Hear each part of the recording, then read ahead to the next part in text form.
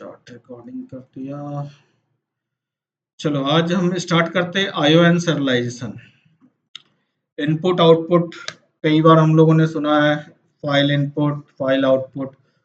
तो देखो, आप लोग मॉडल क्लास बनाते थे, टीएमएस का ही एग्जांपल लेके चलता हूँ, टास्क मैनेजमेंट सिस्टम। अगर टास्क मैनेजमेंट सिस्टम बना रहे हो तो अभी तक आप लोग क्या है, इन मेमोरी डेटा रखते थे। इन मेमोरी यानी कलेक्शन में आप रख रहे थे, एरे में रख रहे थे।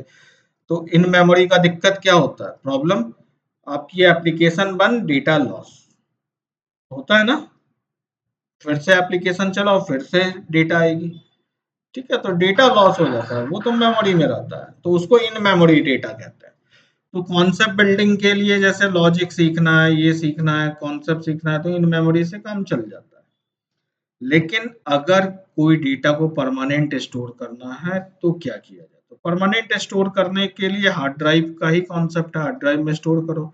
तो आजकल तो डेटाबेस का कॉन्सेप्ट आ गया है, तो डेटाबेस में आप लोग यूज करते हो, मस्त जेडीबीसी कनेक्शन करते हो और डेटा को स्टोर कर लेते हो। अल्टीमेटली डेटा क्या हुआ, वही टास्क का ऑब्जेक्ट, एम्प्लॉय का ऑब्जेक्ट, कुछ गेट करोगे, कुछ डिलीट करोगे, अपडेट करोगे, व्यू ऑल, रिट्रीव, यही सब करोगे। तो यही काम हम लोग फाइल में भी कर सकते हैं, ठीक है। अब बोलोगे सर, आप डेटा जब हम डेटाबेस में स्टोर कर ही लेते हैं तो फाइल अब क्यों पढ़ा रहे हो, क्या जरूरत है। तो सिर्फ फाइल में, डेटाबेस में जो डेटा स्टोर करते हैं वो अलग डेटा होता है, ठीक है। जैसे पूरी एप्लीकेशन है, रेलवे रिजर्वेशन सिस्टम है, तो रेलवे की रिजर्वेशन जो ऑन द फ्लाई और ये पैसेंजर की लिस्ट, ट्रेन की लिस्ट, ये सारी चीज ठीक है डेटाबेस में जाएगी। लेकिन रेलवे स्पेसिफिक कुछ, जब प्रोजेक्ट बनाते हैं तो कुछ कॉन्फ़िगरेशन फाइल सब होती है। जैसे अभी आप लोग शायद पता नहीं, कोई स्प्रिंग में कोई एप्लीकेशन डॉट वाईएमएल या एप्लीकेशन डॉट प्रॉपर्टी देख रहे हैं, देखे हो, कुछ बताया गया है? हम्म? आवाज क्लियर नहीं आ रही है।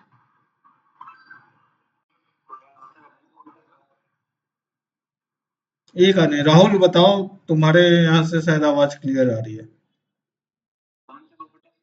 एप्लीकेशन डॉट प्रॉपर्टी या एप्लीकेशन डॉट वाईएमएल फाइल बताएगी स्प्रिंग में?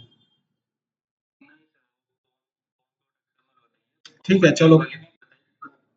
पॉम डॉट एक्सएमएल भी है ना, पॉम डॉट एक्सएमएल है, आएगी। एप्लीकेशन डॉट वाईएमएल फाइल आएगी, एप्लीकेशन डॉट प्रॉपर्टी फाइल आएगी, ठीक है। तो मेरा कहने का मतलब ये है कि सारी डेटा हम लोग डेटाबेस में नहीं करते।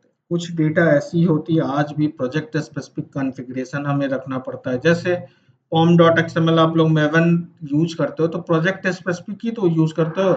आई need dependency of MySQL connector, I need dependency of servlet, JSP, Spring, फलाना ढिकाना, बहुत सारे जेपीए ओपीए आप लोग बात करते हो। तो वो प्रोजेक्ट स्पेसिफिक कॉन्फ़िगरेशन आपने इसमें रखा, क्या डेटाबेस में रखना वो सही रहेगा? नहीं। हम डेटाबेस कनेक्शन बनाए और उसके बाद चीज़ों को लोड करें तो ये सही नहीं है, क्योंकि ये प्रोजेक्ट बिल्ड करने के समय तो बहुत सारे काम हमारे डेटाबेस के लिए नहीं होते, बहुत काम ऐसा, ऐसे प्रोजेक्ट स्पेसिफिक नहीं है। कल को जैसे मान लो यूआई पे आप डेटा डिस्प्ले कर रहे हो, ठीक है, डेटा पे डिस्प्ले करते हो। कोई एक वेबसाइट एग्जांपल लेता हूँ, जैसे जीमेल है। जीमेल को आप इंडिया में खोलोगे तो इंग्लिश में दिखता है, लेकिन वही चाइना में खोलो तो हो सकता है चाइनीज में दिखे, जापान में जापानीज में दिखे, और मल्टीपल लैंग्वेज में आप देखना चाहते हो। तो इसके पीछे क्या होता है लॉजिक, इसके पीछे लॉजिक होती है सिंपल, कि यूआई की देखो फंक्शनलिटी तो सब जगह सेम होगा, यूजर नेम पासवर्ड चाहे चाइनीज दें या जापानीज दें या हम इंडियन दें, सब यूजर नेम पासवर्ड देंगे, वैलिडेट होगा और उनकी जीमेल कंटेंट आएगी, ठीक है। बस जो लेबल होता है, टेक्स्ट होता है, जो कि enter your mail, email, enter your password या मैसेज कुछ आता है, इनवैलिड यूजर नेम पासवर्ड, ये सारी चीजें लैंग्वेज स्पेसिफिक, कंट्री स्पेसिफिक हो जाती है। तो इन सभी चीजों के लिए हम लोग क्या करते हैं कि जैसे आप जेएसपी लिखते होगे, जेएसपी में एचटीएमएल टैग के अंदर डायरेक्ट लिख दोगे enter your name, enter your password. इस तरह से जो लिखते हो इसको हार्ड कोडेड वैल्यू कहते हैं। हार्ड कोड आपने कर दिया। या जावा में एसओपी में लिखते हो system dot out dot println, enter your name, enter your password, ये सब हार्ड कोडेड वैल्यू है। कल को हम रन टाइम वैल्यू भी ला सकते हैं। मतलब हम चाहते हैं कि इंडिया में वेबसाइट खुले तो एक प्रॉपर्टी फाइल को इंडिया से रिलेटेड हो, जहाँ हम की वैल्यू में देंगे कुछ, और वाया की हम गेट करेंगे सारी टेक्स्ट को। इंडिया स्पेसिफिक हो तो अंडरस्कोर ईएन वाली प्रॉपर्टी फाइल खुल जाए, उससे डेटा डिस्प्ले हो, enter your name, enter your password. China में हो तो उससे रिलेटेड कोई प्रॉपर्टी फाइल खुले, जापान में हो उससे रिलेटेड प्रॉपर्टी फाइल खुले, इंटरनल प्रोग्राम के थ्रू एज पर लोकेल वो कुछ फाइल खुले, और उससे हम यूआई पे क्या लेबल दिखाना है वो दिखा सके। तो ये इस कॉन्सेप्ट को I18N कॉन्सेप्ट कहते हैं, इंटरनेशनलाइजेशन। इस वर्ड को अगर रीड करोगे, इंटरनेशनलाइजेशन आई से स्टार्ट होता है और एन से इंटरनेशनलाइजेशन, एन से तुम्हारा एंड होगा। तो आई और एन के बीच में 18 कैरेक्टर है, इसलिए इसको शॉर्ट फॉर्म में कहते हैं हम लोग I18N कॉन्सेप्ट। ये I18N कॉन्सेप्ट ये सब भी फाइल आयो होता है। तो मेरा मेन पर्पस ये है, इतना पूरा जो मैं भूमिका मान रहा हूँ, कि ये सोच के मत इस टॉपिक को पढ़ना कि आयो एंड सिविलाइजेशन हम लोग आज के डेट में यूज नहीं करते, तो लीनियंट इसको पढ़ना, ऐसा नहीं है। अगर जो चीज यूज में नहीं होगा इंडस्ट्री स्पेसिफिक, वो टॉपिक हम लोग पढ़ाएंगे ही नहीं। ठीक है, तो याद करो, हम लोग उस लेवल पे आपको इस आयो और सिविलाइजेशन पे ले जाएंगे जो एक्चुअल में इंडस्ट्री में यूज हो रहा है। सिंपल आयो बताएंगे, लेकिन उसके बाद इंडस्ट्री स्पेसिफिक भी जाएंगे। ठीक है, क्लियर है? क्या एजेंडा, क्या मोटो है इस आयो एंड सिविलाइजेशन को पढ़ने का?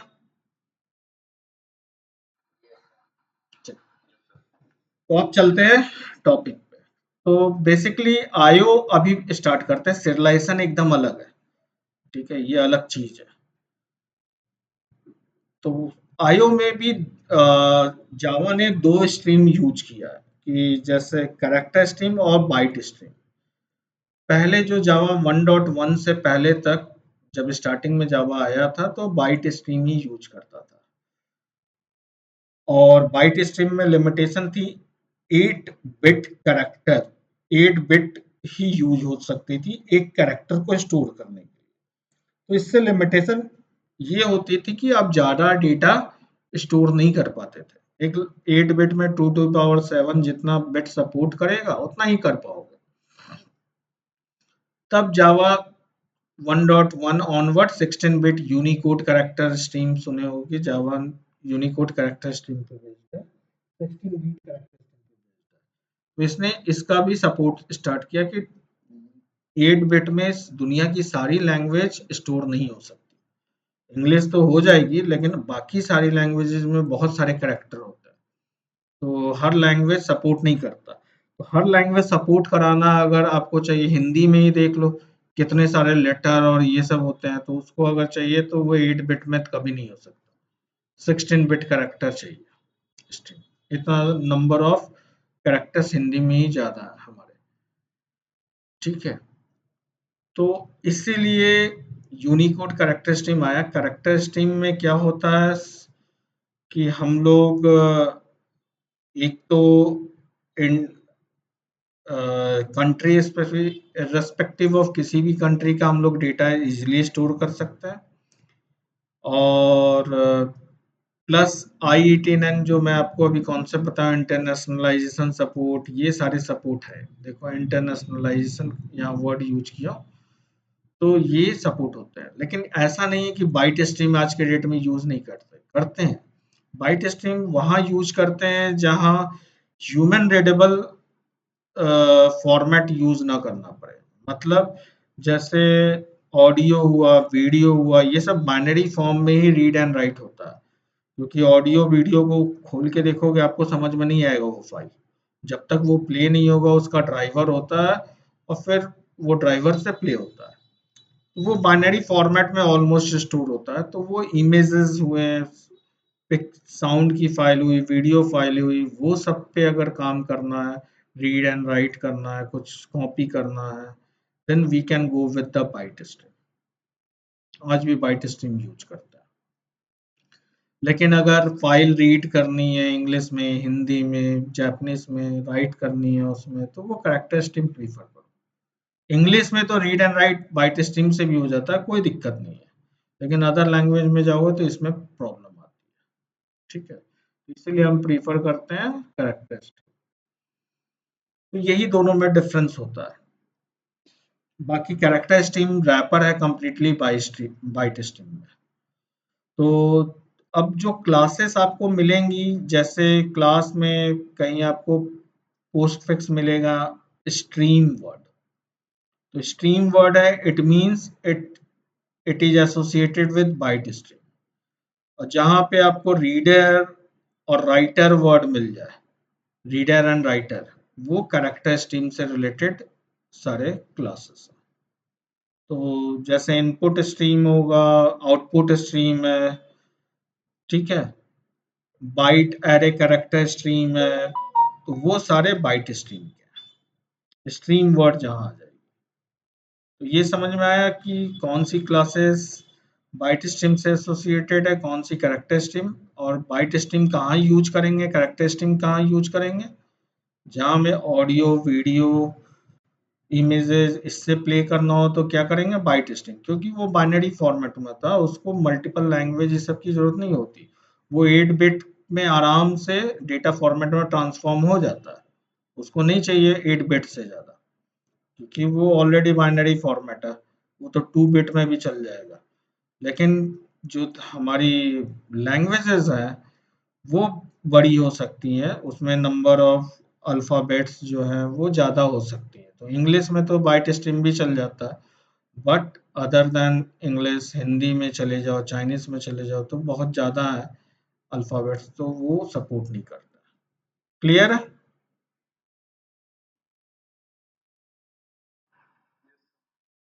ठीक है। तो अब बेसिक चीज़ें हम थोड़ा सीख लें। आईओ मतलब इनपुट आउटपुट, यानी देखो इनपुट आउटपुट तो अभी तक आप लोग कर ही रहे थे। स्कैनर से इनपुट लेते थे, स्कैनर क्लास को यूज करके, तो वाया कीबोर्ड इनपुट ले लेते थे सिस्टम डॉट इन, और आउटपुट भी कंसोल पे करते ही थे, system dot out, system dot ERR, ये आउटपुट करते थे। अब क्या होगा, हम फाइल हैंडलिंग करेंगे। फाइल से इनपुट लेंगे, रीड करेंगे। इनपुट लेना मतलब फाइल से रीड करना, फाइल से रीड करेंगे, इनपुट ले रहे हैं। और आउटपुट मतलब वो हो गया फाइल में राइट कर रहा है। ठीक है।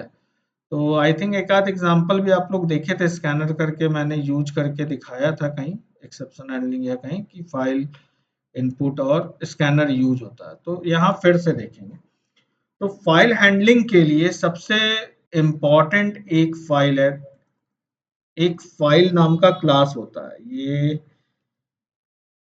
क्लास जो है बहुत इम्पोर्टेंट क्लास होता है फाइल हैंडलिंग के लिए।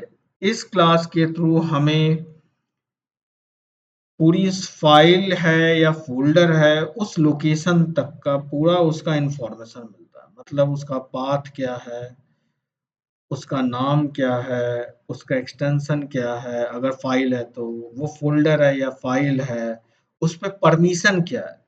परमिशन भी चाहिए ना, अभी तो विंडोज़ है तो ऑल परमिशन होती है रीड राइट की, लेकिन लिनक्स में कई फाइलों पे आपको एग्जीक्यूट परमिशन नहीं होता, तो आप परमिशन देखना चाहते हो, उस लोकेशन में फाइल एग्जिस्ट करती है कि नहीं।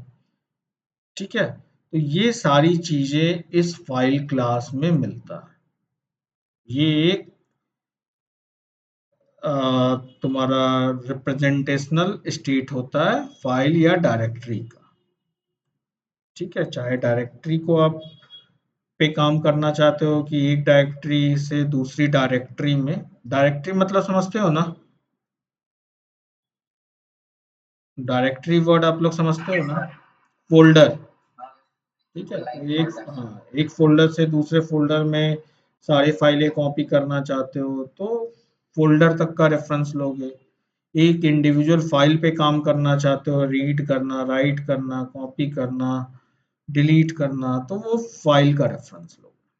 तो फाइल दोनों के केस मिलेंगे, फाइल का ऑब्जेक्ट बनाएंगे, ठीक है। और बाकी अदर क्लासेस भी हम काम करेंगे रीड एंड राइट के लिए। तो हम देखते हैं रीडर एंड राइटर का एग्जांपल लेके यूज कर रहा है, ठीक है, क्योंकि बहुत ज्यादा इंटरव्यू में ये आईओ ऑपरेशन नहीं आता, ठीक है। तो फिर एक जनरल आइडिया लेकिन आपको होना चाहिए, रीड एंड राइट।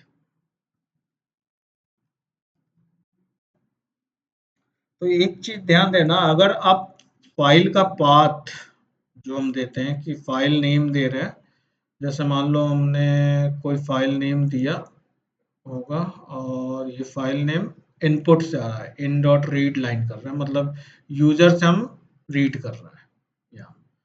तो अगर रीड कर रहे हैं तो वो फाइल क्रिएट कहाँ होगा, करंट प्रोजेक्ट के इस लोकेशन पे, यहाँ पे क्रिएट होगा बाय डिफॉल्ट। आप चाहो तो किसी और लोकेशन डी ड्राइव और वो पाथ के स्ट्रक्चर कर सकते हो। तो फिलहाल इस प्रोग्राम में देखो आपको मैंने स्टार्टिंग में बताया था कुछ चेक्ड एक्सेप्शन होते हैं, कुछ अनचेक्ड। फाइल हैंडलिंग में हमेशा आईओ के लिए हमें चेक्ड एक्सेप्शन ये फोर्स करता है, कंपाइलर हमेशा चेक्ड एक्सेप्शन आता है। तो इस प्रोग्राम का काम क्या है, रीड करेगा एक फाइल से और राइट करेगा। तो देखते हैं फाइल नेम यहाँ दे रहे हैं, देखो ये पहले हमने क्या बताया, बनाया एक रीडर, रीड करना है तो बफर रीडर, और बफर रीडर क्लास में एक पैरामीटर पास करते हैं इनपुट स्ट्रीम रीडर। बफरिंग करके इसलिए काम करते हैं कि फास्ट रीड होता है, डायरेक्ट इनपुट स्ट्रीम रीडर को ऑब्जेक्ट ना बना के बफर रीडर के थ्रू काम करते हैं कि इंटरनल ये बफर करके मेमोरी में फिट डेटा को रीड एंड राइट एक साथ करेगा, जिससे फास्ट काम होता है। तो बफर रीडर में इनपुट स्ट्रीम रीडर पास किया है इसका ऑब्जेक्ट, और जिसमें हमने बताया कि इनपुट कहाँ से लेना है, यहाँ फाइल का रेफरेंस भी पास कर सकते थे, अगर डायरेक्ट फाइल का नाम पता है तो आप यहाँ पास कर दो, और नहीं तो फाइल का नाम हमने इनपुट मांगा कि भाई फाइल कौन सी रीड करनी है, लेट सपोज मैं डिक्शनरी डॉट डैट में कुछ लिखा है, यही पास कर देता हूँ कि यही रीड करनी है डिक्शनरी डॉट डैट। तो ये उस फाइल को रीड करेगा। तो पहले अभी यहाँ देखो क्रिएट न्यू फाइल, मैंने यहाँ फाइल नाम का जो क्लास है आपको बताया था, फाइल नाम का क्लास है, इसी का ऑब्जेक्ट बनाते हैं सबसे पहले। तो इसमें हम लोग फाइल नेम जो रीड लाइन की है फाइल नेम स्ट्रिंग में पास की है, और इससे चाहो तो सबसे पहले चेक करना चाहिए कि ये फाइल एग्जिस्ट करती है कि नहीं, क्योंकि फाइल को क्रिएट करने से पहले अगर नहीं एग्जिस्ट करती है तभी क्रिएट करना। तो यहाँ आई थिंक मैं नया फाइल बना रहा हूँ इस प्रोग्राम में, क्रिएट न्यू फाइल एक फंक्शन है इसी फाइल क्लास में। तो इस फंक्शन में क्या कर automatically create a new file, empty file बना देगा, जो नाम आप पास करोगे उसी से, अगर वो एग्जिस्ट नहीं करेगा, ठीक है। अगर वो एग्जिस्ट करेगा तो यहाँ पे बुलियन ट्रू और फॉल्स करके ये देता है कि अगर फाइल एग्जिस्ट कर रहा होगा तो वो नहीं बनाएगा, और फाइल एग्जिस्ट कर नहीं करेगा उस नाम का तभी बनाता है, ठीक है। क्रिएट न्यू फाइल, हाँ रन टाइम, कंपाइल टाइम पे तो कुछ नहीं होगा, कंपाइल कुछ नहीं, जब तक रन नहीं करोगे प्रोग्राम कैसे चलेगा। अभी फाइल नेम जब यहाँ नाम कब दोगे ये बताओ, कोई भी प्रोग्राम कंपाइल टाइम में कुछ नहीं करता, रन टाइम में ही होता है, जब तक जावा कमांड से चलाओगे नहीं कैसे काम होगा, ठीक है, रन टाइम में होगा। चलो चलाते हैं, अभी चला के दिखाते हैं, मैं अभी तो बता रहा हूँ। तो रन टाइम में एक फाइल बनाएगा, ठीक है, अगर एग्जिस्ट नहीं करेगा तभी बनाएगा।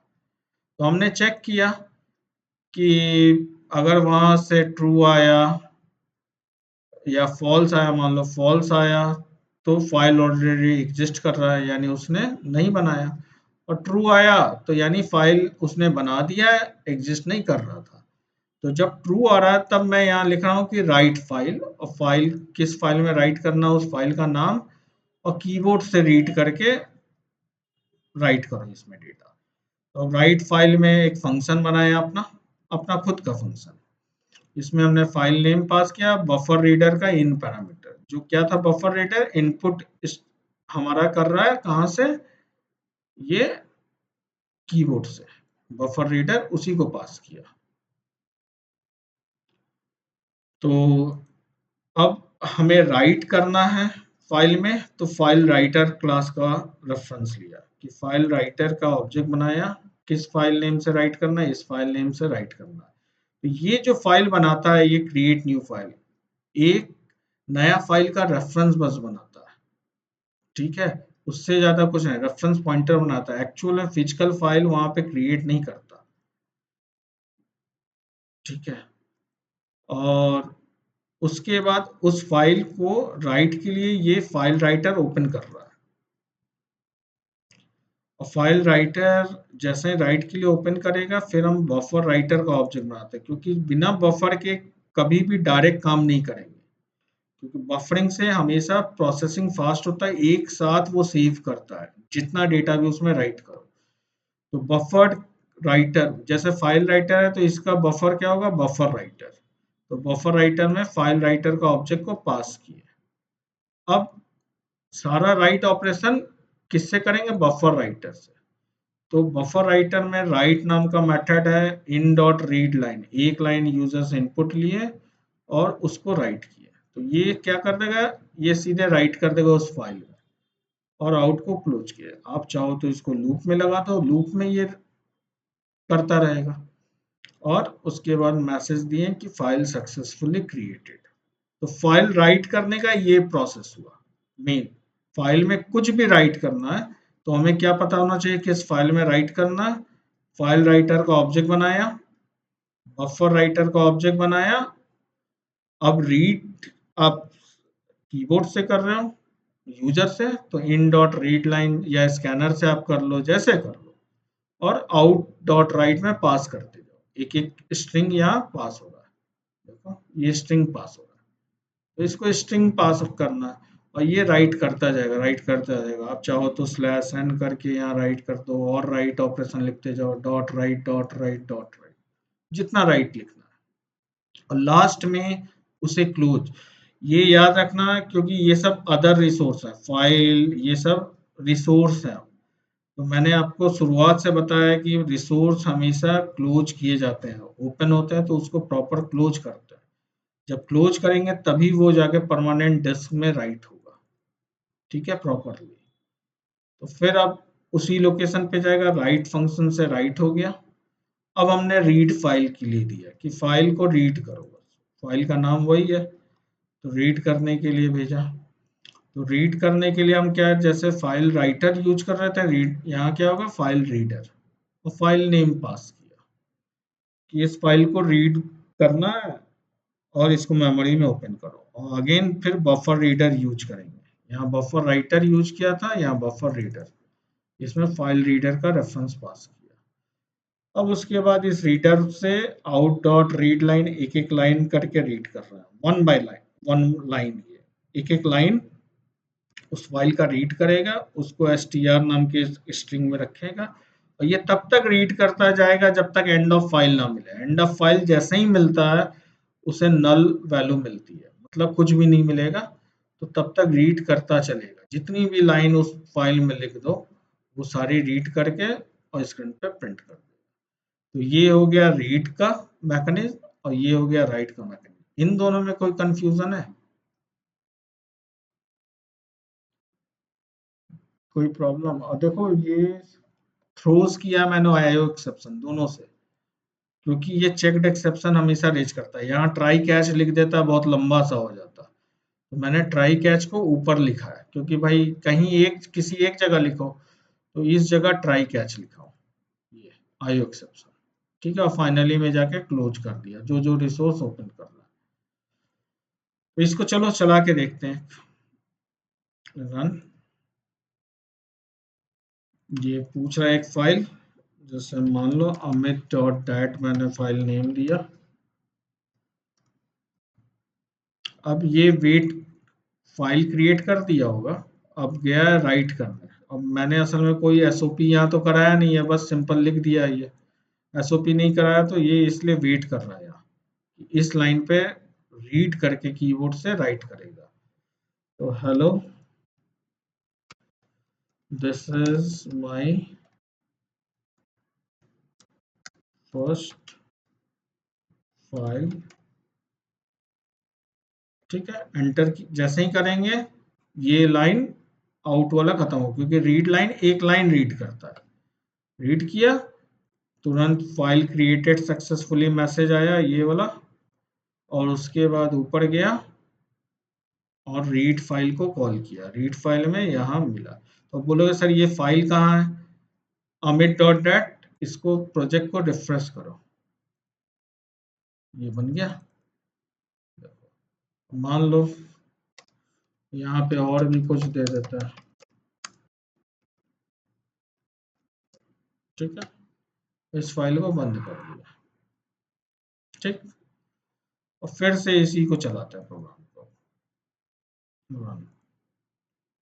वही फिर से देता है अमित डॉट डैट। अब क्या होगा? तो अमित डॉट डैट दिए, तो क्या हुआ? फाइल ऑलरेडी एग्जिस्ट, ये मैसेज आया। क्यों? क्योंकि वो गया Amit dot that file class, ये जो है इसके थ्रू नया फाइल क्रिएट करने गया। तो वो देखा कि ऑलरेडी बना हुआ Amit dot that. Create new file कभी भी नहीं क्रिएट करता नया फाइल जब तक वो ऑलरेडी उस लोकेशन पे नहीं होगा। इस लोकेशन पे तो है, तो वो तुरंत फॉल्स रिटर्न किया कि भाई मैं नहीं बना सकता। फॉल्स रिटर्न किया, इसको निगेट किया, और फाइल ऑलरेडी एग्जिस्ट। तो इसमें चला गया, एल्स में नहीं जाएगा, लेकिन रीड फाइल तो करेगा। तो रीड फाइल में हमने अमित डॉट डैट किया। अब अमित डॉट डैट में जितना टेक्स्ट दिए थे सारा आ गया। फाइल कंटेंट इज, ये देखो यहाँ पे फाइल कंटेंट। बोलो।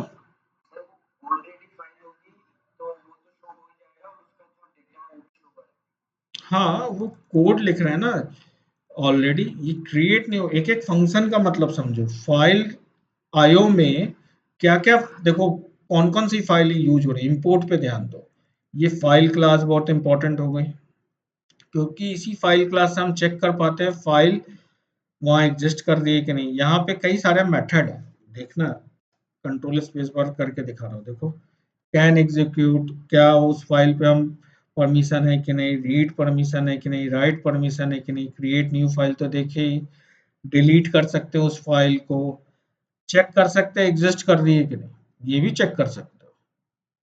इज एब्सोल्यूट करके कुछ होता है कि एब्सोल्यूट पाथ है कि नहीं, लिनक्स और यूनिक्स में आता है। क्या वो डायरेक्टरी तो नहीं है, क्या वो फाइल है, क्या वो हिडन फाइल है, देख रहे हो? यही सब होता है ना।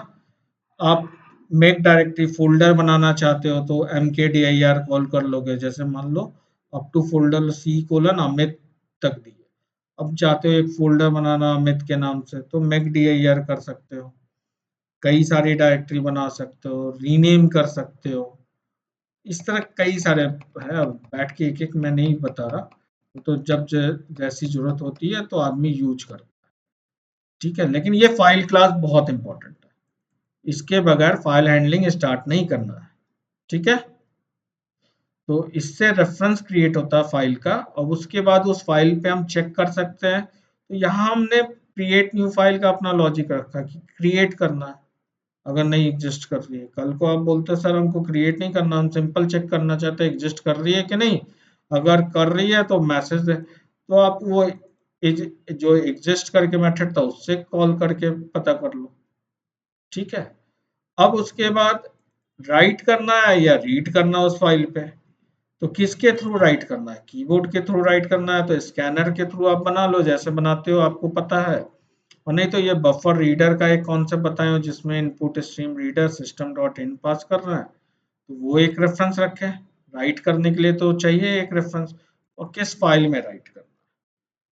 अब राइट करने के लिए फाइल नेम मिल गया, और किस स्ट्रीम से रीड करना हमें डेटा वो मिल गया।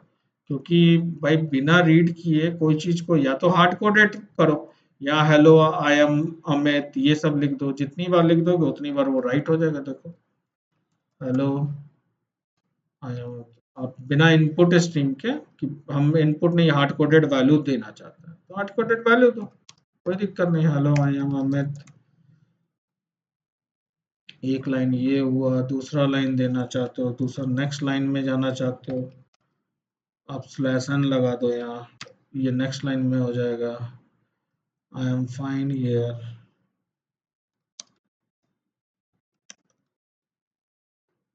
ठीक है, ये कर दिया। अब मान लो हम अब इसको चलाते हैं, तो हम नया फाइल कुछ देंगे, नाम अभिषेक डॉट टी एक्स टी मान लो देंगे।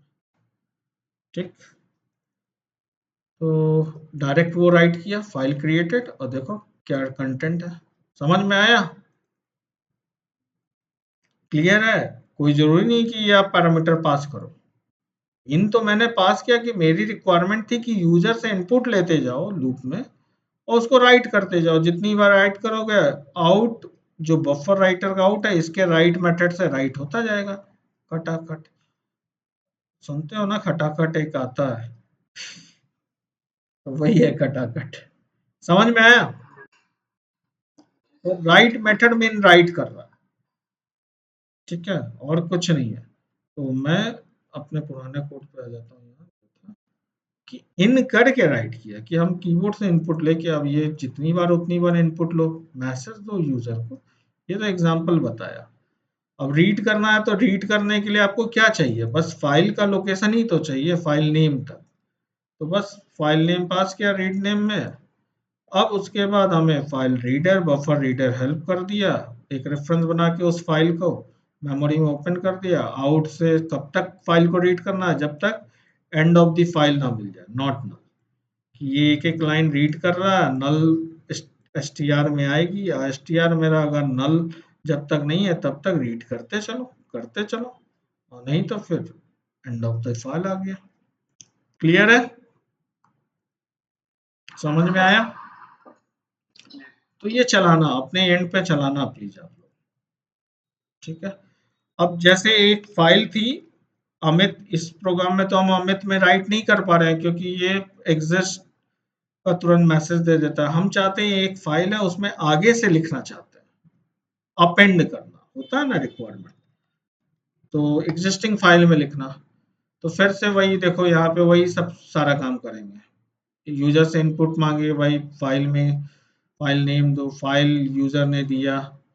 अब वो फाइल एग्जिस्ट कर रही है, नहीं एग्जिस्ट कर रही है तो क्रिएट करो नया, और नहीं तो अपेंड करो। दोनों चीज यहाँ लिखे हैं ऐसे कि अगर वो फाइल नहीं मिलती है तो यानी वो फाइल एग्जिस्ट नहीं करती है, उसको क्रिएट कर दो, और नहीं तो अपेंड करो। तो अपेंड करने से क्या होता है कि आप अपेंड करोगे तो चाहे फाइल मिले या ना मिले, वो स्टार्टिंग से ही लिखेगा जहां से उसको लास्ट लोकेशन मिलेगा। तो नया फाइल होगा तो स्टार्टिंग पोजीशन मिलेगा, और एग्जिस्टिंग फाइल होगा जैसे मान लो अमित डॉट डैट है, तो उसको ये लोकेशन मिलेगा, इसके बाद से राइट करेगा। ठीक है, तो अपेंड में ऐसा क्या करते हैं वो जानना जरूरी है। अपेंड के लिए, तो अपेंड के लिए ज्यादा कुछ नहीं करते हैं। जब आप लोग फाइल नेम देते हो कि इस फाइल को राइट करने के लिए ओपन करना है, बस एक सेकेंड पैरामीटर यहाँ से पास करते हैं जो बाय डिफॉल्ट फॉल्स होता है, इसको हम लोग ट्रू करते हैं। और इस पैरामीटर में क्या होता है कि we want to open this file in append mode. Append mode जैसे ही जावा को हम इंस्ट्रक्शन देते हैं जेवीएम को, वो फाइल के एंडिंग पोजीशन से जो भी लास्ट पोजीशन होगा वहां से राइट करने के लिए ओपन करेगा। ठीक है, वो स्टार्टिंग पोजीशन से नहीं करेगा, ये एकदम यहाँ से वो लास्ट पोजीशन से करेगा। तो उसके बाद स्लैश एन लगाएं, फिर एक लाइन रीड करके लिख दी है, फाइल मॉडिफाइड हो गया, बाकी रीड लाइन का वही कंटेंट है। तो मैं चलो इसको रन करके दिखाता हूँ, पहले रिफ्रेश कर लूँ। अमित डॉट डैट है, इसमें मैं फाइल अपेंड मोड में। ठीक है, नया फाइल होगा तब तो स्टार्टिंग से ही लिखेगा अमित डॉट डैट। अब उसको मिल गया क्योंकि नया फाइल तो नहीं है। कैसे नहीं है? क्योंकि यहाँ पे वो क्रिएट नहीं तो करता नया फाइल को एग्जिस्ट के लिए। वैसे कोई मैंने मैसेज तो दिया नहीं इसलिए पता नहीं चल रहा, चलो देखते हैं।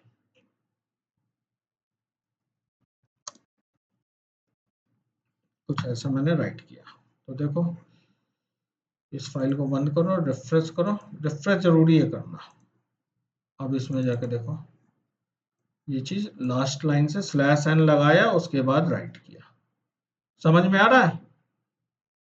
क्लियर है? तो इसमें बस क्या किया हमने, राइट करने के लिए सेकेंड पैरामीटर ट्रू पास किया और कुछ नहीं, कि आगे से राइट करो, लास्ट एंड ऑफ फाइल से, और बाकी सब चीज सेम है।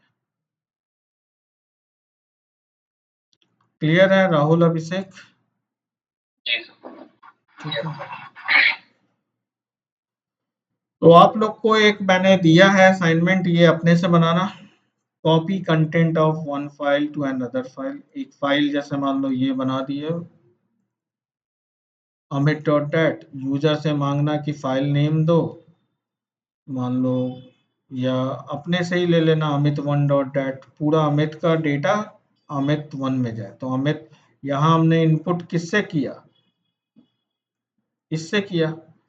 तो हम एक रेफरेंस बनाएंगे जिससे अमित से रीड करेंगे और राइट किस में करेंगे, अमित वन में। तो ये पूरी फाइल रीड करके दूसरे में राइट करनी है, ये है।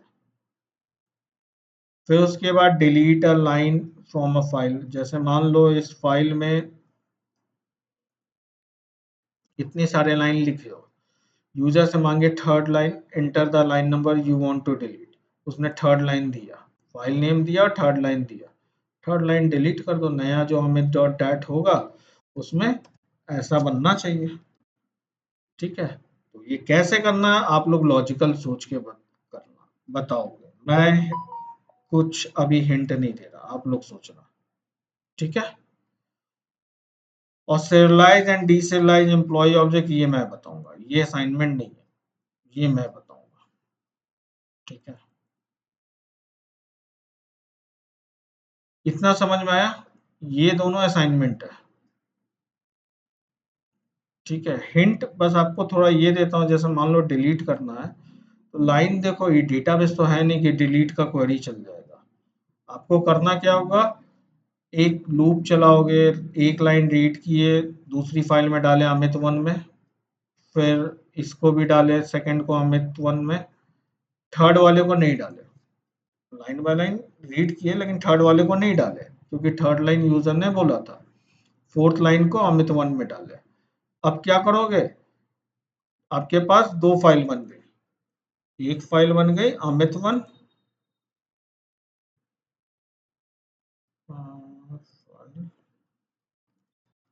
अमित वन डॉट डैट, जिस नाम से ही बना लो, डैट मैट पैट जो बनाना बना लो।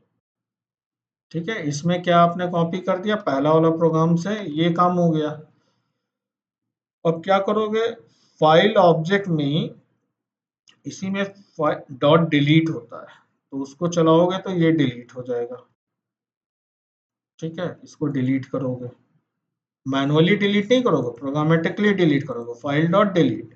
तो अमित का जो रेफरेंस बनाए होगे जिस फाइल ऑब्जेक्ट के थ्रू, वो डिलीट किए, और अमित वन का जो फाइल रेफरेंस से बनाया होगा, दो अलग अलग रेफरेंस बनाओगे, तो अमित वन को रीनेम करोगे, उसमें रीनेम का भी मेथड होता है। रीनेम क्या करोगे कि अमित वन से ये अमित बन जाए। तो इतना ऑपरेशन आपको करना होगा, तब जाके वो लाइन डिलीट होगा। समझ में आया? लॉजिकली डिलीट हो रहा है एक तरह से, ये करना होगा। क्लियर है?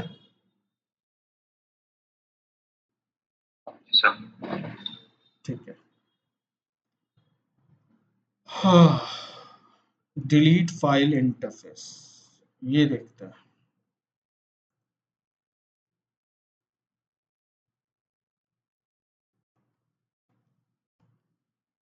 पहले देखने दो क्या है।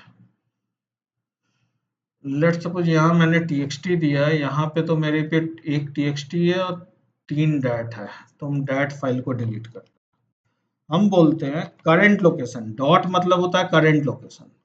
एक कांस्टेंट बनाए जिसमें बोले current location hard code value डाले, एक एक्सटेंशन का वेरिएबल बनाए जिसमें बोले डॉट डैट डाले, और ये डिलीट फाइल करके अपनी मेथड है जिसमें हमने बताया कि एक पहला पैरामीटर फोल्डर लोकेशन लेगा, यानी ये चीज, और दूसरा पैरामीटर फाइल एक्सटेंशन और अपने आप वो सारी उस लोकेशन जितनी फाइलें होंगी, ये फाइल अंदर की फाइलें नहीं, एसआरसी नहीं, सिर्फ कोर जावा पे जाओगे, इस लोकेशन पे, ये करंट लोकेशन है, तो इसके अंदर डॉट डैट फाइल जितनी भी प्रेजेंट होगी उसको डिलीट करें। ये सब तो डैट नहीं है, ये सब डिलीट नहीं होगी।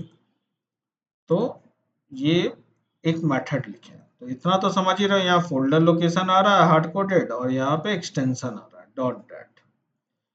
अब लॉजिक क्या लिखे हैं यहाँ पे देखो, ये थोड़ा सा आप लोग को इंटरफेस का कॉन्सेप्ट यूज किया।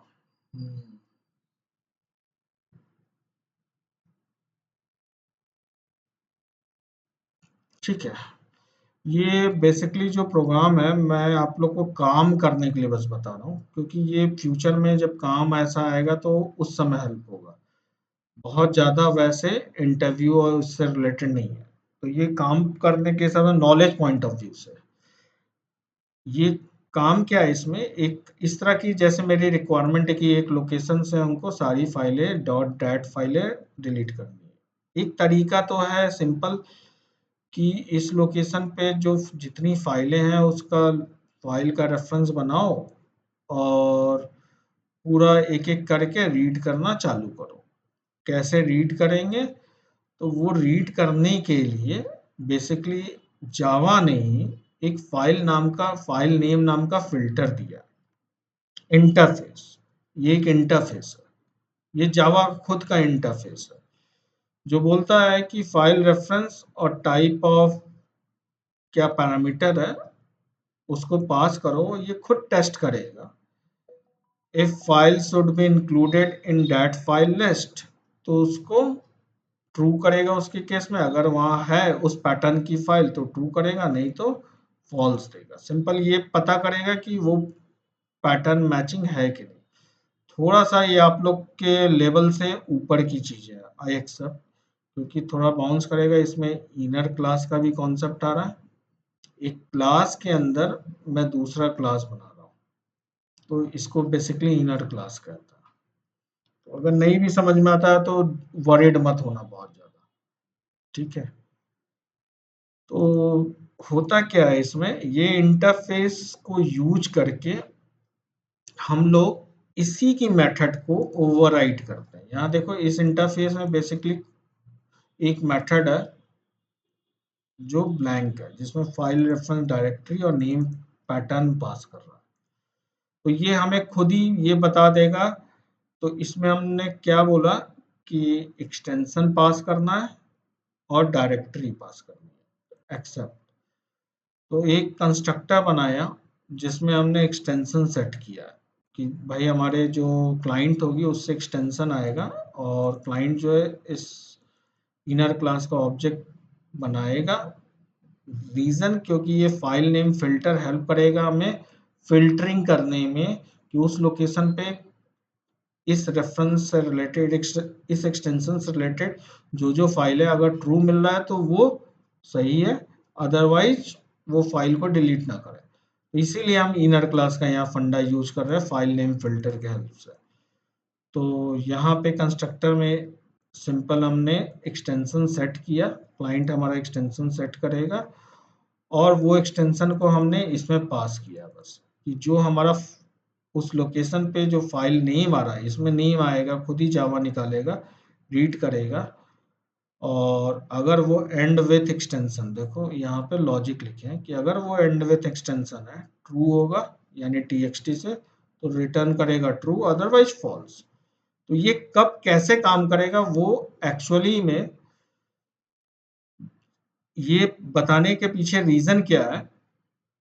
जब ये फाइल का ऑब्जेक्ट आप लोग बनाते हो इस फाइल क्लास का कि फोल्डर लोकेशन पे हमको रीड करना है, तो जब ऑब्जेक्ट बनाओगे तो लिस्ट हमें गेट करनी है, लिस्ट ऑफ फाइल। तो जब लिस्ट ऑफ फाइल आप गेट करने जाते हो तो इसका जरा वो देखो सिग्नेचर ध्यान से। ये मैंने बोला था ना यहाँ पे बहुत सारी फाइल में मेथड होती है, कैन राइट, ये तो वन ऑफ द मेथड है लिस्ट। तो ये सिंपल लिस्ट अगर कॉल करोगे तो ये तो उस डायरेक्टरी में जितनी फाइल है उसको दे देता है, ठीक है।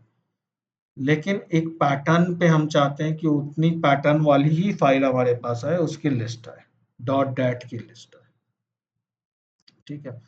तो उसके लिए भी एक मेथड दिया है इसमें, और बोलता है जावा कि इस लिस्ट मेथड को पैटर्न वाली यूज करनी है, तो इसके लिए आपको पैरामीटर पास करना होगा फाइल नेम फिल्टर। तो जब आप इस पे जाओगे फाइल नेम फिल्टर पे, तो आपको दिखेगा कि this file name filter is nothing but a interface. ये एक इंटरफेस है। तो जैसे ही पता चला ये इंटरफेस है, तो इट मीन्स इसकी इम्प्लीमेंटेशन कहीं देनी है। तो एक इसका तभी हमने यहाँ पे अलग से एक क्लास में इम्प्लीमेंट किया, और उसको जब रीड कर रहे थे तो दिखा अच्छा ठीक है, इसमें ये पता करना है कि यहाँ देखो ये खुद लिख रहा है कि नेम के आगे मतलब क्या हुआ, नेम ऑफ द फाइल है ये, और ये directory in which file was found. तो ये दो पैरामीटर जब रीड किए ऊपर, तो ये समझ में आया इसमें एक एक फाइल का नाम आएगा उस डायरेक्टरी का। तो हमें कुछ लॉजिक इसकी ऐसी रन टाइम में लिखनी होगी जिससे ये पता करें कि नेम एंड विथ एक्सटेंशन। तो वो हम कैसे लिखेंगे, नेम तो मिल ही रहा हमें, तो इस क्लास में हमने एक्सटेंशन को पास किया ताकि हम एक्सटेंशन यहाँ ला सके। तो यहाँ पे ये स्ट्रिंग था, एंड विथ स्ट्रिंग का मेथड होता है जिसमें हमने चेक किया कि एक्सटेंशन से मैच हो रहा है। तो थोड़ा ज़्यादा लॉजिकल है ये। तो यहाँ पे ये हेल्प कर रहा है बेसिकली इस लिस्ट मेथड पे फिल्टर लगाने के लिए, और यहाँ पे जो भी फिल्टर आएगी वो सिर्फ डॉट डैट फाइल आएगी। ये डिबग करके दिखाता हूँ। ये लिस्ट में, ये लिस्ट नीचे वाले की हेल्प से आ रही है।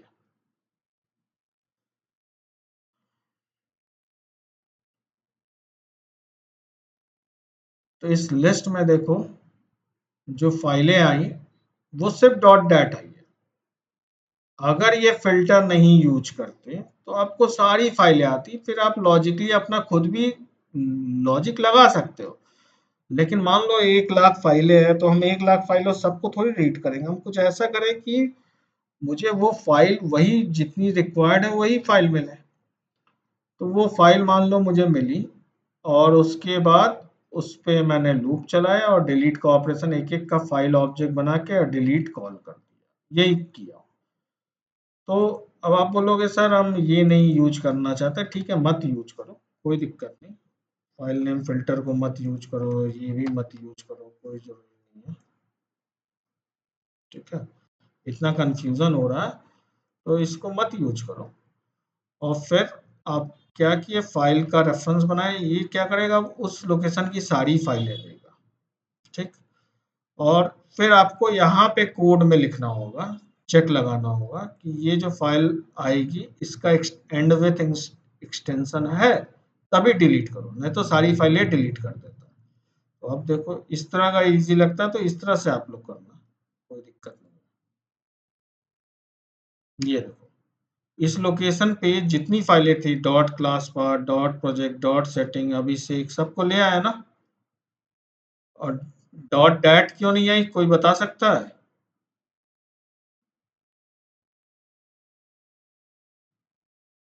हेलो।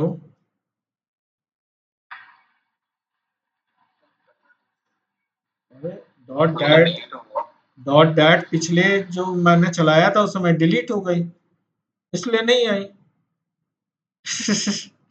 जो डिलीट हो जाएंगी वो आएंगी,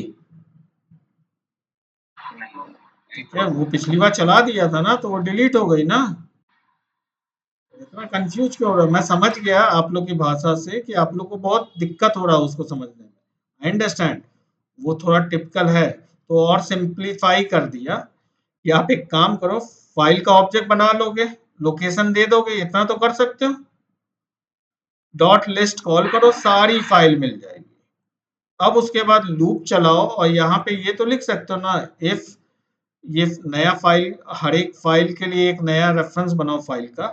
उसके बाद ये तो लिख सकते हो, if file and with file dot file delete dot name gate name, file का नाम निकालो,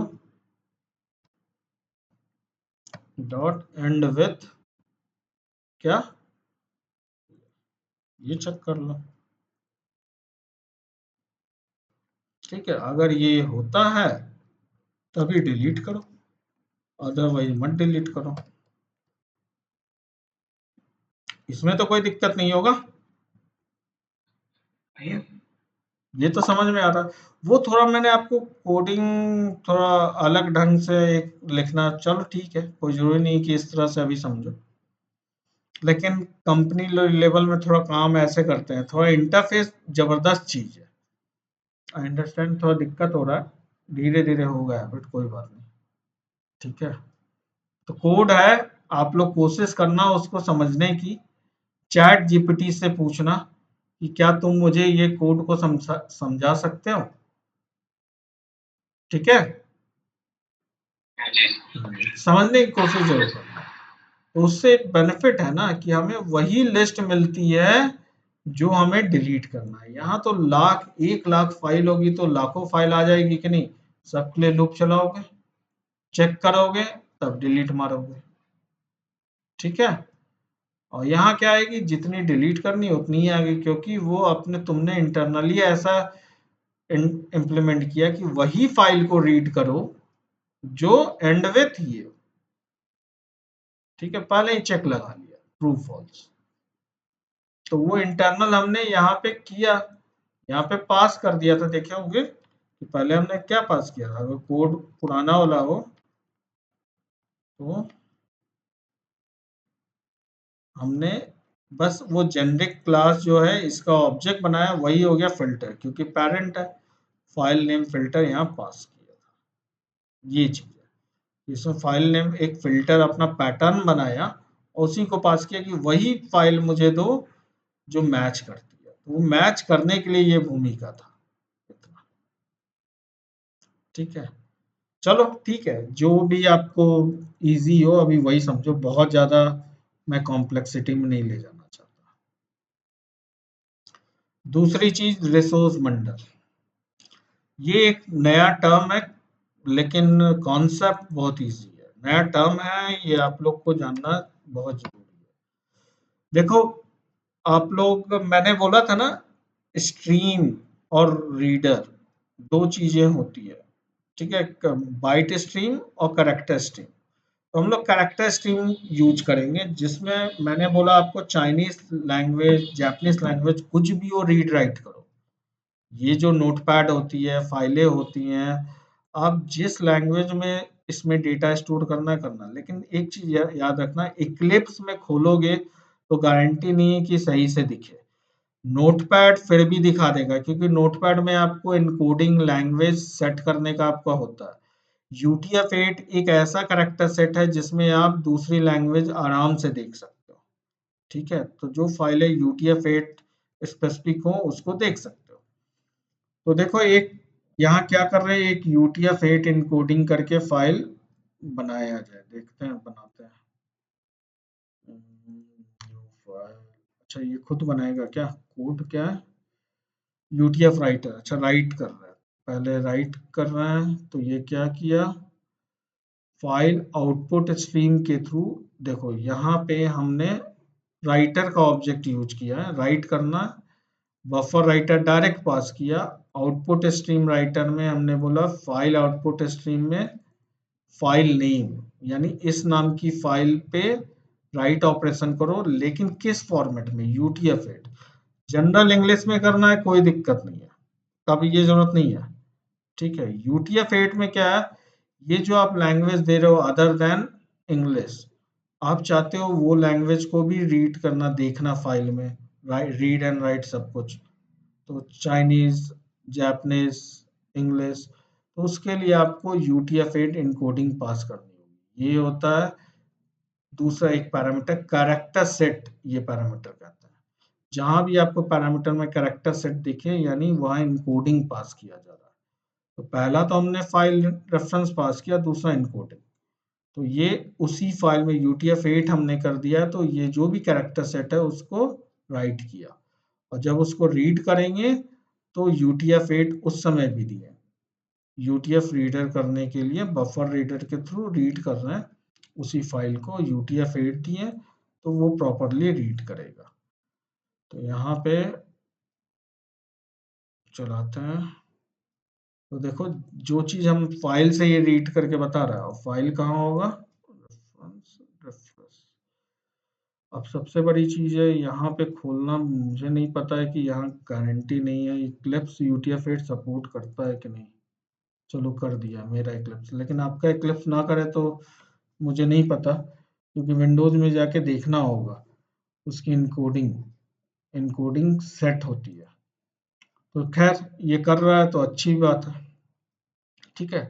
तो मल्टी लैंग्वेज सपोर्ट, आप लोग जैसे ये टेक्स्ट कहाँ से लाओगे, गूगल से उठा के ले आना, ठीक है। जापानीज, इंग्लिश, तो किसी भी लैंग्वेज में आप लोग फाइल को रीड एंड राइट कर सकते हो। उसके लिए क्या है, UTF-8 इनकोडिंग यूज करना जरूरी है, ये ध्यान रखो। क्लियर है? रीड एंड राइट में बस आप जो राइटर और रीडर यूज कर रहे हो उसमें करेक्टर सेट पैरामीटर जब दिखे तो उसको UTF-8 बनाओ, तो उसमें रीड एंड राइट पॉसिबल है।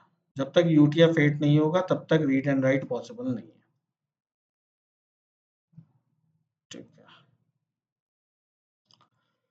एक एग्जांपल ये डिस्क स्पेस का है, जैसे डिस्क से रिलेटेड आप कुछ डिटेल निकालना चाहते हो तो वो भी फाइल से सब कुछ मिल जाता है, टोटल स्पेस, फ्री स्पेस, क्या जीबी में है, ये सब आप डिटेल निकाल सकते हो। तो फाइल जो है, फाइल में मैंने क्या बोला, C:10, तो टेम्प फोल्डर का एक लोकेशन पास किया, उस फोल्डर की सारी चीजें पता कर सकते हो, सारी फाइलें पता कर सकते हो डिस्क के बारे में। तो ये अच्छा, ये टोटल साइज, टोटल स्पेस इस फोल्डर का बता रहा है, पूरी डिस्क का नहीं बता रहा, सॉरी, ठीक है। पूरी डिस्क का बताने के लिए फिर मेरे ख्याल से ये पास करो तब शायद बताएगा।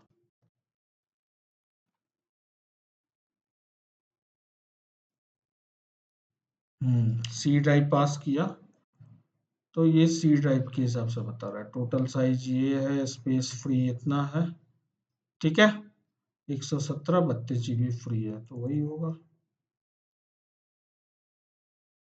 देखो 117 32 GB है ना। तो ये फाइल क्लास बहुत बेनिफिशियल है, तो ये आप लोग यूज कर सकते हो, ठीक है। समझ में आ रहा है, ये सब बनी बनाई मेथड सब है, थोड़ा नॉलेज के लिए चाहिए। तो एक जगह आपको दिया कि डिलीट फाइल करनी है, इनकोडिंग पता करनी है, तो ये एक नया चीज था फाइल आयो में आप लोग के लिए, थोड़ा नॉलेज के लिए, और काम करते वक्त भी काम आएगा। अब आते हैं ये रिसोर्स बंडल, serialization ये सब अगले क्लास में देखेंगे, लेकिन रिसोर्स बंडल और फाइनलाइज आज देखते हैं। इसका यूज बहुत होता है इंडस्ट्री में, और अभी जैसे आप लोग देखते होंगे जो मेवन वेस्ट प्रोजेक्ट बनाते हो उसमें एसआरसी मेन जावा एक फोल्डर स्ट्रक्चर बनता है, एक एसआरसी मेन रिसोर्सेज बनती है, ध्यान से देखना जाके फोल्डर स्ट्रक्चर। तो रिसोर्सेज में हम लोग जनरली प्रॉपर्टी फाइल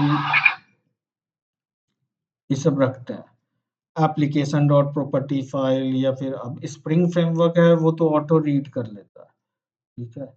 वो रीड करने का मैकेनिज्म सब लिखा हुआ है।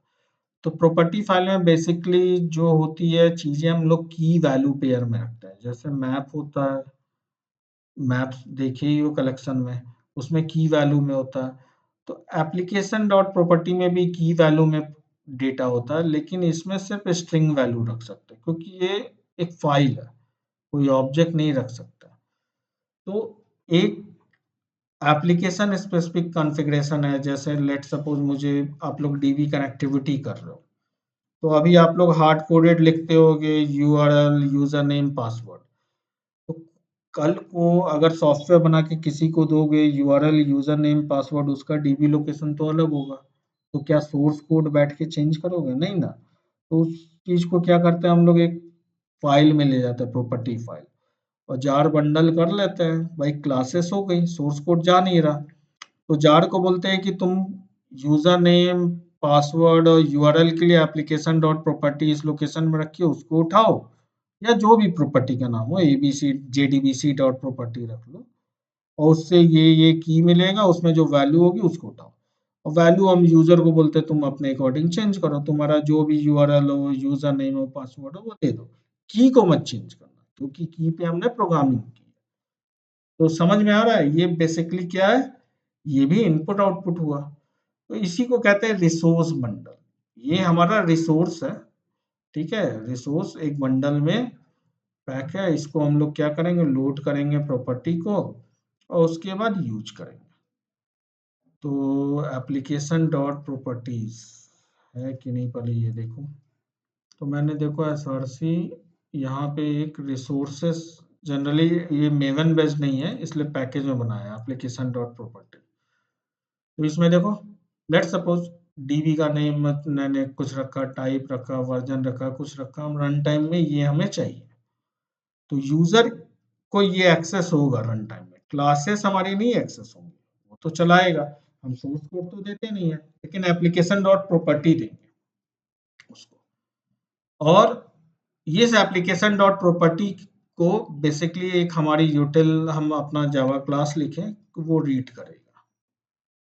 तो हमने अपना रीडिंग का लॉजिक लिखा कि भाई इसमें एक फाइल का रेफरेंस आएगा, लेट सपोज उसमें लोकेशन आया कि किस फाइल को रीड करना है, वो चेक किया एग्जिस्ट करती है कि नहीं, और उसको रीड करना है। तो फाइल इनपुट स्ट्रीम को यूज करके रीड करना है इनपुट स्ट्रीम। तो इनपुट स्ट्रीम यूज किया, उसका ऑब्जेक्ट बनाया, फाइल का रेफरेंस पास किया बस यहाँ पे।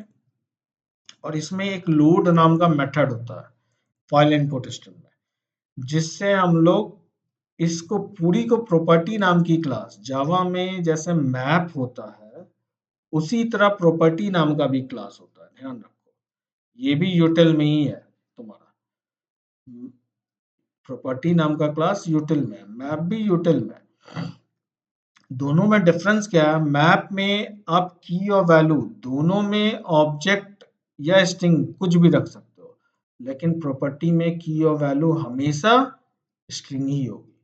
तो ये पूरा प्रॉपर्टी लोड हो जाता है की वैल्यू पेयर में, यानी ये पूरी डेटा, ये एक की, ये एक वैल्यू, ये एक की, ये एक वैल्यू, इस तरह स्टोर हो गया। अब ये प्रॉपर्टी में पूरा स्टोर हो गया, तो इसको कभी भी कहीं भी यूज करो। तो एक यहाँ पे प्रोग्राम में मैंने यूज किया कि जैसे लेट सपोज हमने रेफरेंस दिया, पूरा जावा में ऐसा ही रेफरेंस दे रहा है कि यहाँ पे फाइल में बोला कि जो भी हमारा प्रोजेक्ट का लोकेशन है, यूजर dir से निकाला सिस्टम डॉट गेट प्रॉपर्टी की, ये प्रोजेक्ट का लोकेशन निकाला रन टाइम में, और उसके बाद इतने लेवल फोल्डर के अंदर जाओ तो आपको एप्लीकेशन डॉट प्रॉपर्टी मिलेगी, ठीक है। अब ये रन टाइम में पूरा निकालना था यूजर का प्रोजेक्ट लोकेशन कि भाई मेरे लोकेशन में तो ये कहीं और है, तुम्हारे सिस्टम में कहीं और होगा।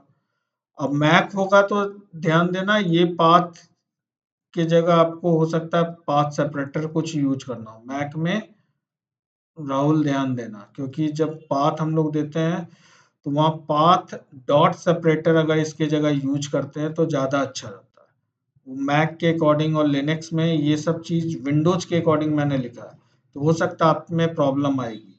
तो आप पाथ डॉट सेपरेटर से इसको चेंज करना कि ये हटा के यहाँ पे पाथ डॉट,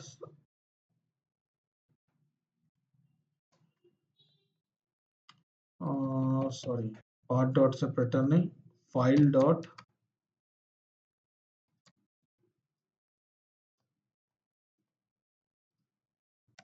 इस तरह डॉट सेपरेटर ये यूज करना। डबल स्लैश हटा के, जहां जहां डबल होगा वहां प्लस हटा के ये फाइल डॉट सेपरेटर यूज करना। तो इससे ये बेनिफिट है, चाहे विंडोज हो या लिनक्स हो, हर जगह चलता है ये अपने आप।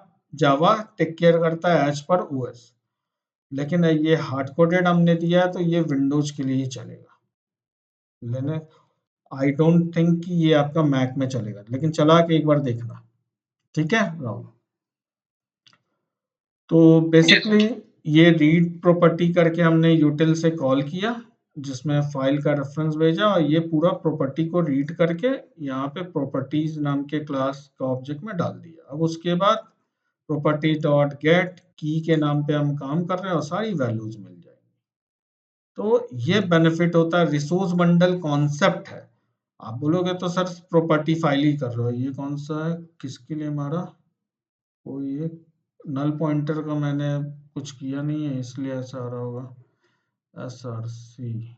अच्छा, यहाँ ये होगा क्या, देखो एक्सेप्शन हैंडलिंग नहीं किए तो एग्जैक्ट इशू नहीं पता चल रहा। अब रीड कर लिया, वो सेपरेटर का इशू था, तो इसने पूरा रीड कर लिया सारा चीज जो भी प्रॉपर्टी में लिखे। तो अब यहाँ पे यूजर अपना जो भी लिखना चाहेगा वो अपना पूरा driver, database, user name, password, URL रखता रहे, हम तो प्रोग्रामिंग की पे कर रहे हैं। कभी भी यूजर की को चेंज नहीं करेगा, लेफ्ट साइड की चीज चेंज नहीं करेगा इक्वल टू से पहले, वो राइट साइड की चीज। तो इसी को बोलते हैं रिसोर्स बंडल। यही चीज आप एप्लीकेशन डॉट वाईएमएल में बनाओगे, स्प्रिंग में बनाओगे, वो स्प्रिंग खुद कर रहा है ये काम, इंटरनल वो प्रॉपर्टी को इसी तरह लोड करता है कोर जावा यूज करके। ठीक है, तो यही था, ये भी तो रीड राइट का चीज हुआ, रीड कर रहे हैं। हाँ पूछो, किसी को कुछ पूछना है, किसी को कुछ पूछना है। समझ में आया ये property resource bundle, load resource bundle. Hmm, yes yes sir. अब आप लोग जो रीड कर रहे हो ना, एक काम करना, आगे चल के एक लिखना जरूर कि कोई ऑडियो को भी रीड करके प्ले करना, इमेज को भी। और उसके लिए क्या करोगे, फाइल इनपुट स्ट्रीम यूज करना, इनपुट स्ट्रीम का यूज करके, इंस्टेड ऑफ फाइल रीडर आप इनपुट स्ट्रीम का यूज करके ऑडियो, वीडियो, कोई भी चीज प्ले कर सकते हो, अपने सॉफ्टवेयर अपना बना सकते हो, लिख सकते हो। ठीक है, प्ले कर सकते हो, लेकिन एक प्लेयर देना होगा, ऐसा नहीं कि पूरा का पूरा प्लेयर बना लोगे। ठीक है, एक चीज थी इसमें फाइनलाइज मेथड। तो फाइनलाइज मेथड मैंने आप लोग को स्टार्टिंग में बताया था, ऑब्जेक्ट क्लास में होता है। और ऑब्जेक्ट क्लास में ये काम क्या करता है कि जब भी हमारा ऑब्जेक्ट गार्बेज कलेक्ट होने के लिए जाता है, अगर फाइनलाइज मेथड हमने क्लास में लिखा हुआ है और जो क्लीन अप ऑपरेशन लिखा है वही clean up operation garbage collector करेगा। तो इसका सिग्नेचर होता है प्रोटेक्टेड वॉइड फाइनलाइज। तो ये कोई एग्जांपल है, मतलब इसको लिखते कैसे, अगर लिखना आप समझना चाहते हो तो कोई ऐसा कुछ नहीं है इसमें, बस हम लोग फाइनलाइज, जैसे ये क्लास है सिंपल क्लास, और विदाउट फाइनलाइज वाली क्लास, और ये फाइनलाइज, सॉरी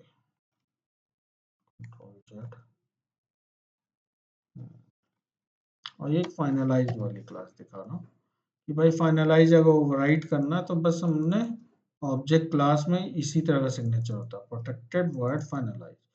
और जो हमारी मेंबर वेरिएबल है, जो इंस्टेंस वेरिएबल, उसी को नलीफाई करता है। तो यही मेन फाइनलाइज में किया जाता है ताकि हमारा ऑब्जेक्ट रेफरेंस खत्म हो। अब गार्बेज कलेक्टर टेस्ट करना है तो ये पहले ही बताया हुआ, गार्बेज कलेक्टर की गारंटी नहीं होती, फिर भी आप चेक करना चाहो तो करो कि गार्बेज कलेक्ट हो रहा है कि नहीं। तो ये रन टाइम क्लास का यूज करके हमने पहले फ्री मेमोरी देखा कितना है, और ये जो जिसमें हम लोग फाइनलाइज नहीं बनाए थे उसका कितना, 1,00,000 ऑब्जेक्ट बना दिया, 1,00,000 एरे बनाया साइज, और 1,00,000 ऑब्जेक्ट बना रहा है और कुछ वैल्यू रख रहा है। और उसके बाद रन फाइनलाइजेशन, क्योंकि देखो एक दो क्लास बनाओगे तो कोई फायदा नहीं होगा।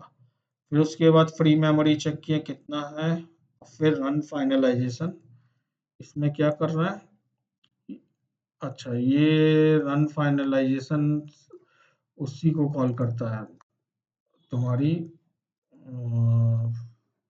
गार्बेज कलेक्शन को।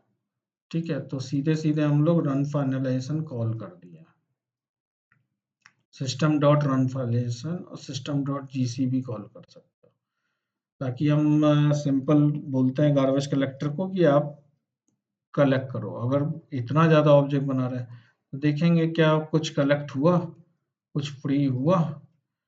तो पहले ये चला के देखते हैं।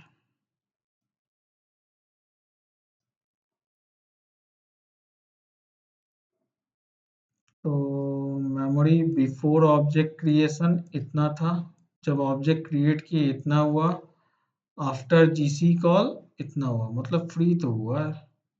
ठीक है, तो ये डेटा को जरा रखते हैं हम लोग। ठीक। इस डेटा को यहाँ रखें कि ऑब्जेक्ट जब बना बिफोर ऑब्जेक्ट क्रिएशन, अच्छा आफ्टर ऑब्जेक्ट क्रिएशन कम तो हुआ, और आफ्टर जीसी कॉल और कम हो गया ना फ्री मेमोरी। तो फ्री मेमोरी तो देखना था, तो ये तो गार्बेज कलेक्ट हुआ नहीं। पहले इतना फ्री था, जब हमने ऑब्जेक्ट बनाया 1,00,000 इतना बच गया, उसके बाद जीसी को कॉल भी किया तब भी फ्री नहीं हुआ, ज्यादा बचना चाहिए था ना। तो इसमें क्यों नहीं हुआ, क्योंकि हमने कोई फाइनलाइजेशन का कोड लिखा नहीं। अब यहाँ देखो फाइनलाइजेशन का कोड लिखे हैं, तो इसमें क्या है, पहले हम इसको कमेंट कर दें, इतने को कमेंट कर रहा है, सॉरी, कमेंट किया, और ये नीचे वाली लाइन अब अनकमेंट कर रहा है। इसमें क्या वही चीज है, पहले फ्री कर रहे हैं, अब 5,000 ऑब्जेक्ट बना रहे हैं। ठीक है, 1,00,000 बनाना तो बना लेना, 5,000 या 50,000, सॉरी, यहाँ 5,000 नीचे 50,000, 50,000, 50,000 ऑब्जेक्ट बना रहे हैं, और उसके बाद वही काम कर रहे हैं, फ्री करना जीसी, लेकिन 50,000 ऑब्जेक्ट बना रहे हैं, और यहाँ हमने फाइनलाइज मेथड यूज किया है। ठीक है, तो अब इसको चला कर देखते हैं सेपरेटली। तो हमने चलाया, अब दोनों में डिफरेंस आप देख लो खुद ही कि क्लीन अप का कोड लिखने से क्या बेनिफिट हुआ।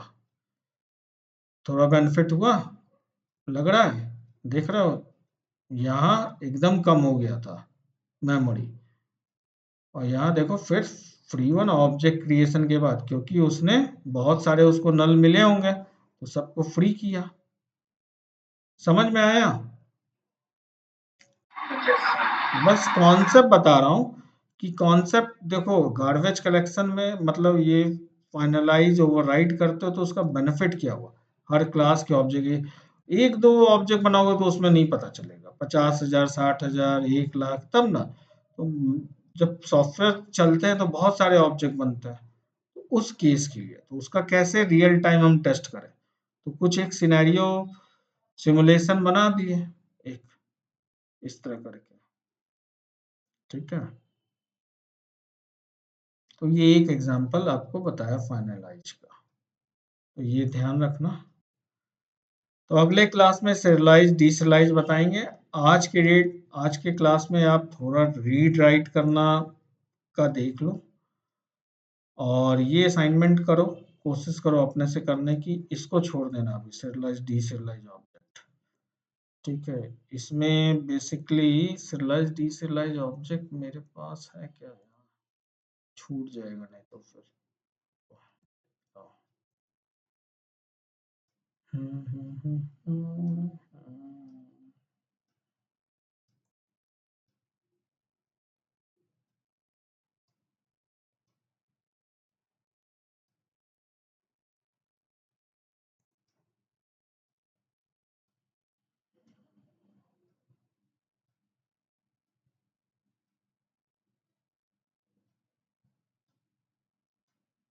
हम्म, नीचे है। ठीक है, यही बताऊंगा। ठीक है, सिलाइज डीसिलाइज है नीचे एग्जांपल। तो बेसिकली इसमें आप लोग इसको थोड़ा प्रैक्टिस करना जब टाइम मिले तो, कोई दिक्कत नहीं है, लेकिन आईओ में एटलीस्ट रिसोर्स बंडल क्या होता है उसका कॉन्सेप्ट, बाकी ये कोड सब तो बहुत इजी है, कभी भी कहीं भी मिल जाए, कोई इंटरव्यू में आपसे नहीं पूछने वाला। बस रिसोर्स बंडल क्या होता है, किस तरह की चीज़ें रखते हैं, तो रन टाइम इन्वायरमेंट की चीज़ें। बाकी आईओ ऑपरेशन तो हम लोग कर रहे हैं, रीड कर रहे हैं, राइट कर रहा है। तो प्रॉपर्टी के ये ध्यान रखना है कि प्रॉपर्टी के फॉर्म में ही रीड करता है, ताकि की वैल्यू में डेटा मिले। फाइनलाइज का यूज़ क्या है। फिर अगर हमें कल को मल्टी लैंग्वेज में काम करना हो, रीड राइट करना हो, तो कैसे कर सकते हैं, यूजिंग UTF-8। और डिलीट फाइल का कॉन्सेप्ट और ये सब उतना इम्पोर्टेंट नहीं है, ठीक है, साफ बता दिया। ये सब आपकी नॉलेज बेटर टू हैव बस है, ठीक है। तो बहुत ज़्यादा इसमें घुसने की जरूरत नहीं है अंदर। लेकिन इसके बाद जो नेक्स्ट टॉपिक होगा सिरिलाइजेशन, ये मस्ट टू हैव पूरा टॉपिक है ये, इंटरव्यू पर्सपेक्टिव, ठीक है, और काम करने के हिसाब से भी। तो वो अगले क्लास में आप लोग को बताता है, ठीक है। कोई क्वेश्चन? तुम लोग एकदम शांत रहते हो जी, लगता है जैसे नो सर।